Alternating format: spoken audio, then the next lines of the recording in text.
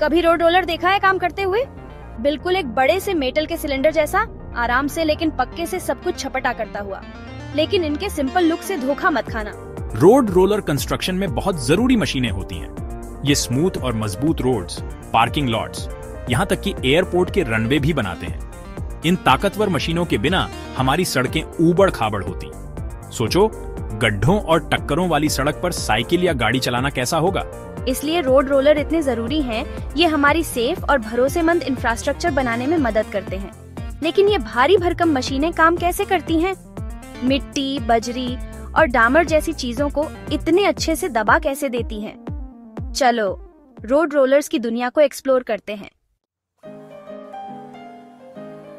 Road roller बाहर से simple दिख सकते हैं, लेकिन इनमें पावरफुल टेक्नोलॉजी होती है। इनकी ताकत का एक राज है हाइड्रोलिक्स। सोचो पाइप्स का एक सिस्टम जिसमें फ्लूइड भरा है, जैसे कार के ब्रेक सिस्टम में होता है। जब आप ब्रेक पेडल दबाते हैं तो ये पाइप्स में फ्लूइड भेजता है, जिससे ब्रेक लगते हैं। रोड रोलर भी कुछ ऐसे ही काम करते हैं, लेकिन बहुत बड़े स्केल पर। पावरफुल पंप हाइड्रोलिक फ्लूइड को पाइप्स में धकेलते हैं, जिससे बहुत ज्यादा फोर्स बनती है। इसी हाइड्रोलिक फोर्स से रोड रोलर अपने भारी ड्रम्स को घुमा पाता है और जमीन पर जबरदस्त प्रेशर डालता है, मानो एक विशाल हाथ जमीन पर सामान दबा रहा हो, उन्हें आपस में टाइट पैक कर रहा हो।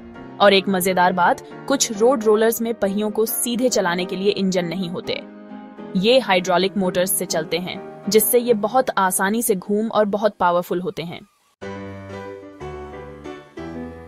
अब बात करते हैं वाइब्रेशन की।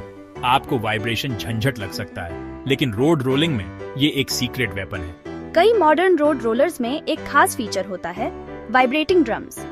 ये ड्रम्स सिर्फ सामान पर दबाव डालने के बजाय घूमते हुए तेजी से वाइब्रेट भी करते हैं। जैसे रेत के डिब्बे को हिलाने पर रेत टाइट पैक हो जाती है। वाइब्रेशन मिट्टी, बजरी और डामर के साथ भी ऐसा ही करते हैं।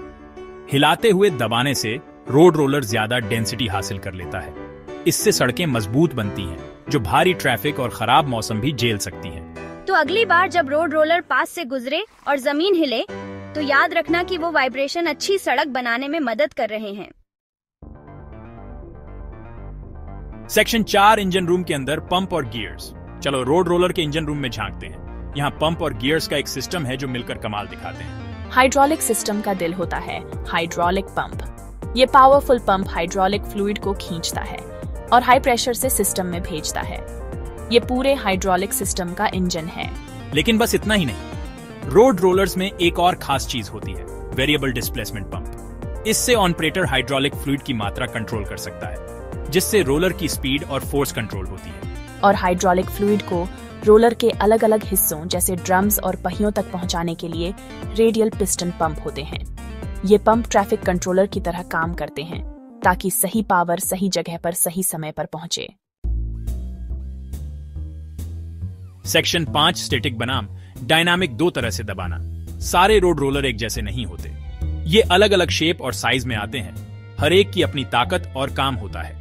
लेकिन एक जरूरी अंतर है स्टैटिक और डायनामिक कंपैक्शन का।